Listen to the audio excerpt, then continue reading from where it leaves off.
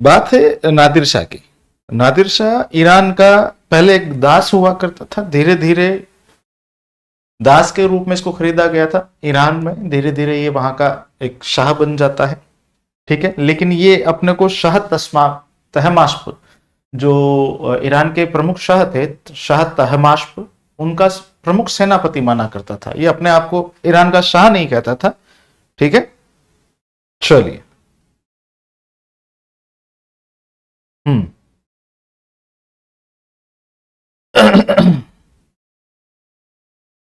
फिर देखते हैं अपन हुआ क्या कि ईरान के इस शाह ने आगे बढ़ने के तहत मध्य एशिया के कई स्थानों पर कब्जा करना प्रारंभ कर दिया। इधर अफगानिस्तान के अंदर अगर हम बात करें तो अफगानिस्तान के अंदर जो है अफगानिस्तान का कुछ क्षेत्र कंधार, काबुल, ये मुगल बादशाह के पास में था। इसने मुगल बादशाह उस समय मोहम्मद शाह रंगीला था, इससे बात की कि साहब यहां से जो विरोधी भाग रहे हैं उन्हें तुम काबुल और कंधार में शरण मत देना। इसने कहा ठीक है, कोई बात नहीं। ये कहने के लिए इसने अपने कुछ दूत भेजे थे मोहम्मद शाह रंगीला के पास में। ठीक है साहब, इसके दूत वापस नहीं आए, नादिर शाह के दूत वापस नहीं आए। उसने कहा कोई बात नहीं, रुक गए होंगे कुछ दिन। लेकिन इसके द्वारा भगाए गए जो इसके विरोधी थे वो काबुल में और इधर कांधार में जाकर के शरण ले लेते हैं, वहां पर इनको शरण दे दी जाती है। नादिर शाह ने कहा यार मैंने बोला तो था इसको मत देना, फिर भी उसने कहा ठीक है कोई बात नहीं। लेकिन जब उसने अपने जो भेजे गए 5-10 दूत थे उनके बारे में पूछा कि यार वो क्यों नहीं आए अभी तक, वो कोई संदेश लेकर के नहीं आए, तब पता चला कि साहब मुगल सैनिकों ने जलालाबाद में उनकी हत्या कर दी।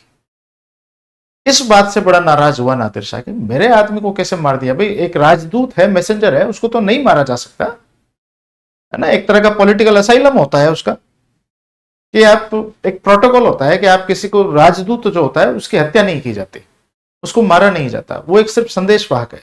लेकिन यहां पर कुछ मुगल सैनिकों ने वापस जाते हुए नादिर शाह के दूतों को मार दिया था। बस यहीं से उल्टे दिन शुरू हो गए थे मोहम्मद शाह रंगीला के। अब जो है ये आक्रमण करने के लिए तैयार हो गया। हालांकि इसकी खुद की भी इच्छा थी भारत पर आक्रमण करने की, क्योंकि उसको पता था कि भारत में बहुत सारा धन है। ठीक है, हालांकि ईरान पहले से ही बहुत पैसे वाले थे, लेकिन फिर भी इसने भारत पर आक्रमण करने की सोच ली। आगे बात समझ में, ये भारत पर आक्रमण करने आता है और हरियाणा के करनाल नामक जगह पर मोहम्मद शाह रंगीला भी लगभग 1 लाख की सेना भेजता है। ठीक है, निजामुल मुल्क शहादत खां, जो कि अवध का संस्थापक माना जाता है, शहादत खां है ना, उनको और अली कुली बेग को, 3-4 लोगों को साथ में भेजा।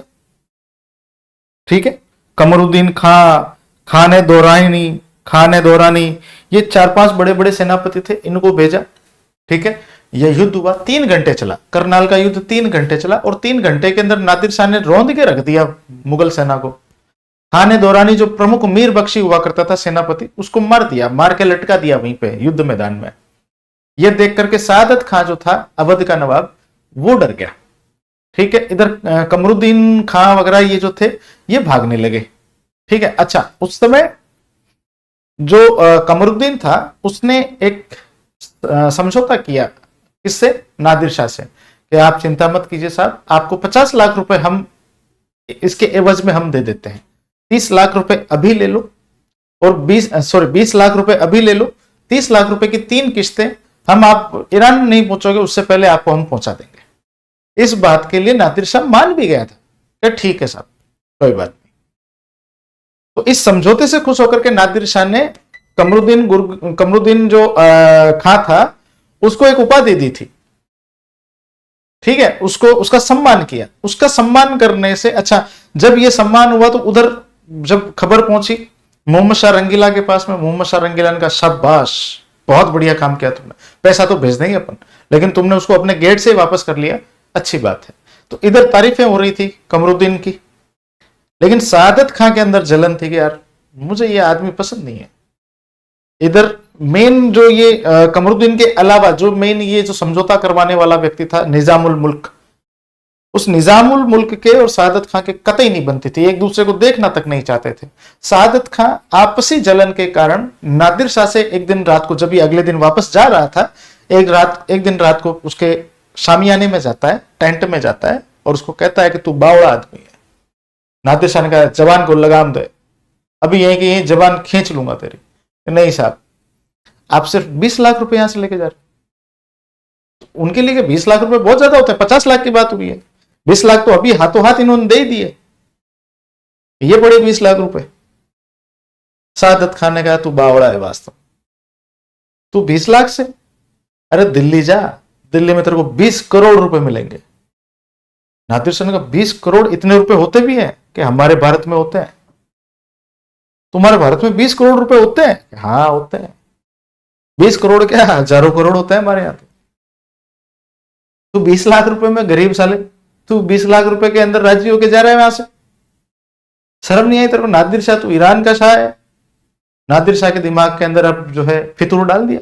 नादिर शाह ने कहा ठीक है साहब, अब मैं दिल्ली पर आक्रमण करूंगा। दिल्ली पर आक्रमण यहीं से किया। सादत खां की जो जलन थी वो नादिर शाह के दिल्ली पर आक्रमण का कारण बनी। सादत खां जाता है, अब करनाल का युद्ध जीत जाता है सादत खां, ठीक है। करनाल का युद्ध में सॉरी नादिर शाह जीत जाता है। नादिर शाह ने, अब मैं रंगीला ही लिखूंगा, पूरा नहीं लिखूंगा ना। रंगीला की सेना को हराया,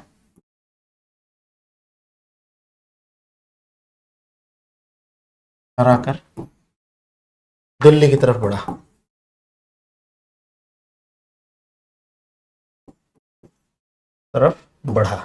अब जो है ये बात पहुंची मोहम्मद शाह के पास में, रंगीला के पास में, कि भाई साहब, बड़े वाले भाई साहब आ रहे हैं, जाने के बजाय अब वापस दिल्ली की तरफ बढ़ रहे हैं बड़ी सेना लेकर के। मोहम्मद शाह रंगीला को कुछ नहीं सूझता, क्या करूं मैं, भागो।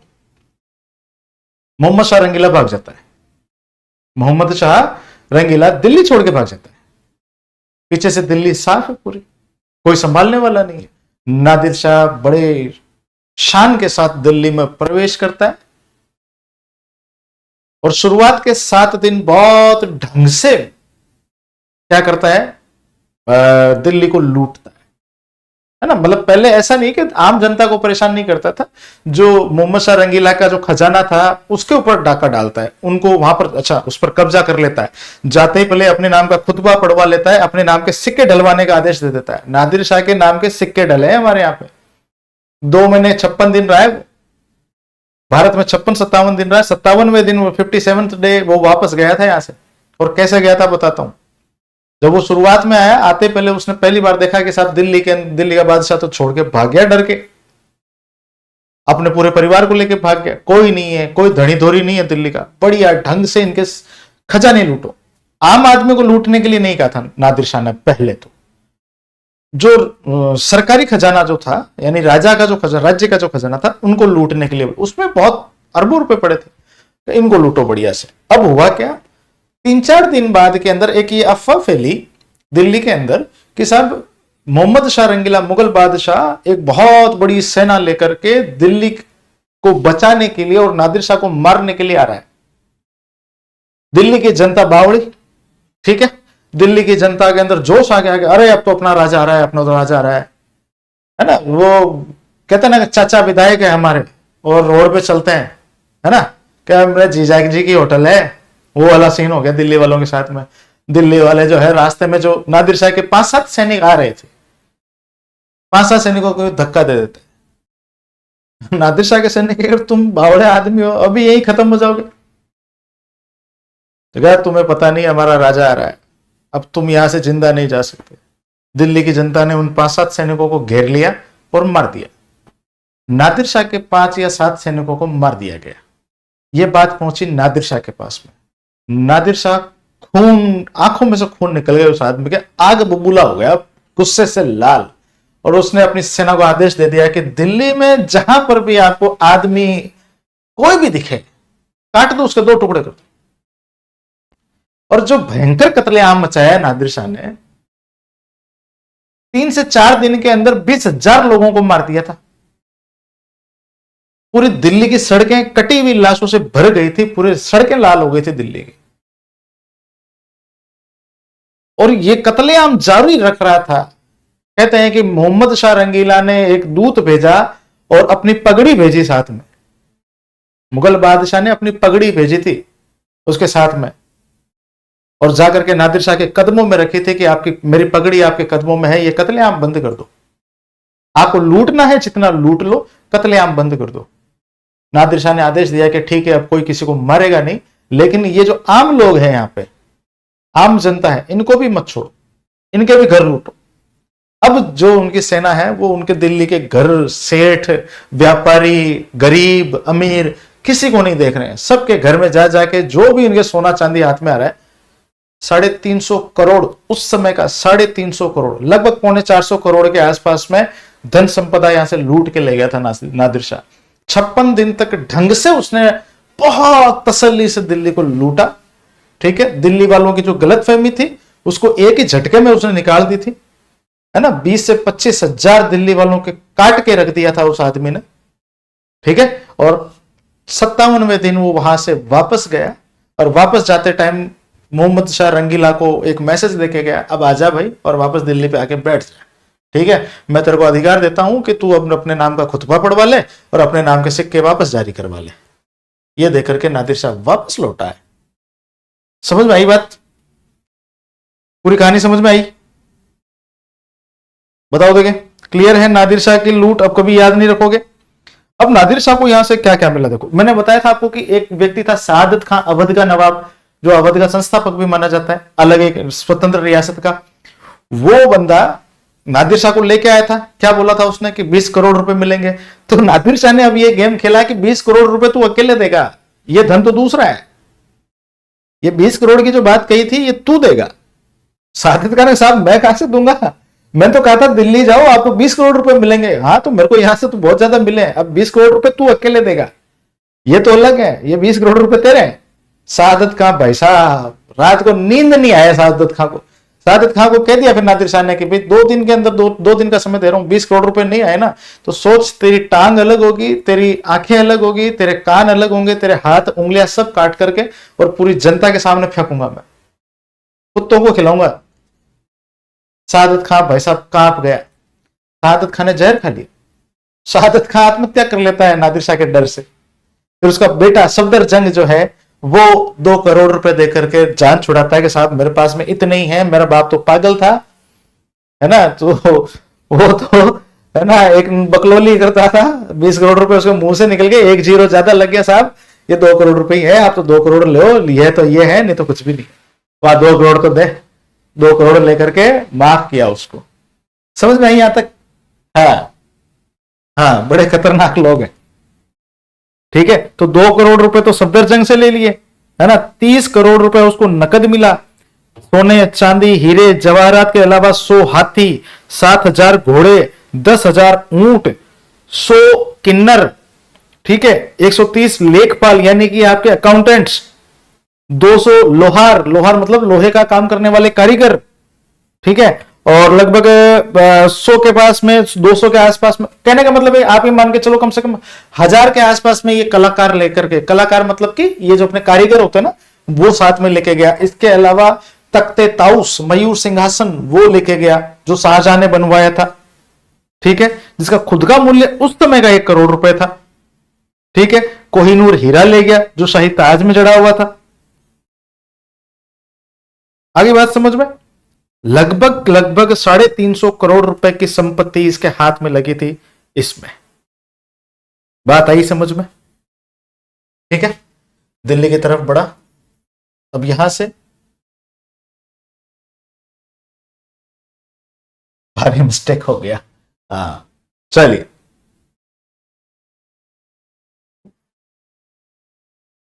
नादिर शाह ने दिल्ली को लूटा।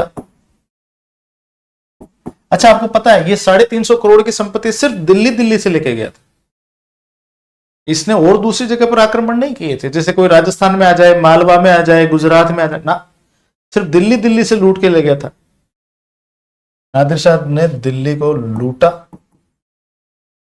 वह कत्लेआम करवाया। ये पहले कत्लेआम नहीं करवा रहा था, दिल्ली की जनता ने आगे चल करके अपने कत्लेआम को आमंत्रित किया था, इस कत्लेआम करवाया।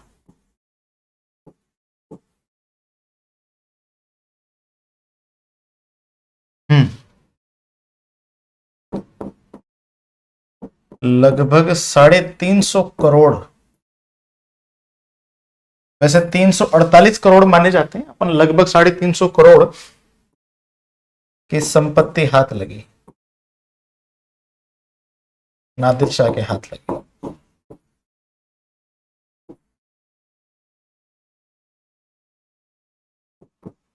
हाथ लगी,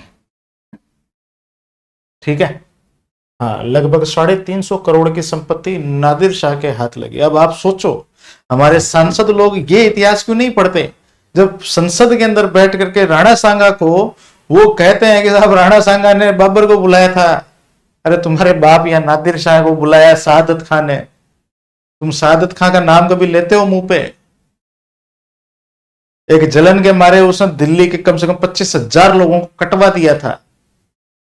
कभी नहीं सुनते इस बात को, कभी इसने इतिहास, हमने तो इतिहास पढ़ा, ये इतिहास में नहीं है क्या? बताइए आप, मतलब दोगलापन देखिए इन राजनेताओं का कि राणा सांगा पर आक्षेप लगाते हैं, सादत खां का नाम तक नहीं लेते हैं, अवध के नवाब का, जिसने नादिर शाह को, जो तो नादिर शाह करनाल से वापस जा रहा था, बेचारा 20 लाख रुपए 50 लाख रुपए में मान गया था, 20 लाख कैश देके बावड़ा हो गया था, वो तो वापस जा रहा था। और आपको पता है नादिर शाह को 350 करोड़ की जो संपत्ति मिली, इतनी संपत्ति उसने अपने जीवन भर में एक बार में देखी थी, उसका दिमाग घूम गया था, पागलपन जैसी हरकतें करने लग गया था। आने वाले 5-7 साल तक वो पागल ही रहा था, और लास्ट के अंदर उसी के लोगों ने उसको मार दिया था नादिर शाह को, यार ये तो पागल हो गया है। इतना धन हाथ में लग गया था कि वो तो पागल हो गया, बावड़ा हो गया था, वो दिमागी कनेक्शन हिल गया था उसका। समझ में आई? ठीक है। कोहिनूर हीरा,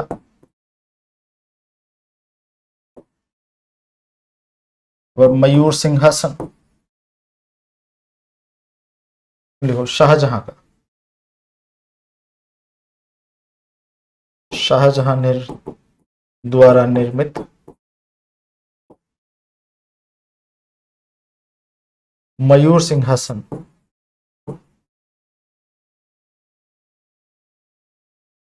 मयूर सिंहासन, इसको कहते हैं तख्त ए ताउस।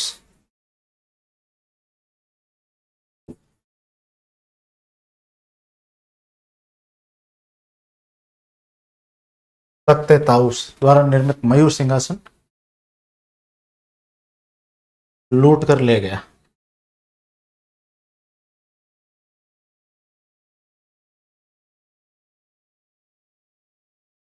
अपने साथ ले गया था, ठीक है।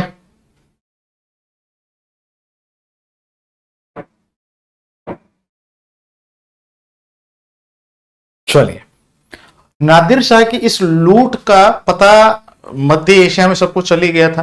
अब इतना पैसा लोगों को तक पहुंचने लगा कि साहब 1000 करोड़ रुपए ले आए, 1200 करोड़ रुपए ले आए, क्योंकि लाए 350 करोड़ है, लेकिन बात पहुंचती है तब बढ़ी जाती है। तो इससे भाई साहब वहां के जो लोग हैं वो उद्वेलित रहने लगे कि यार हम भी भारत पर आक्रमण करें। और इसी को नादिर शाह के आक्रमण का ही एक परिणाम था कि 1748 में अहमद शाह अब्दाली, अफगानिस्तान के राजा अहमद शाह अब्दाली ने भारत पर आक्रमण किया था, और वो भी इसी के समय में हुआ था। वो भी किसके समय में हुआ? इसी के समय में हुआ था, मतलब ये जब मरने वाला था उससे जस्ट पहले हुआ था, ठीक है।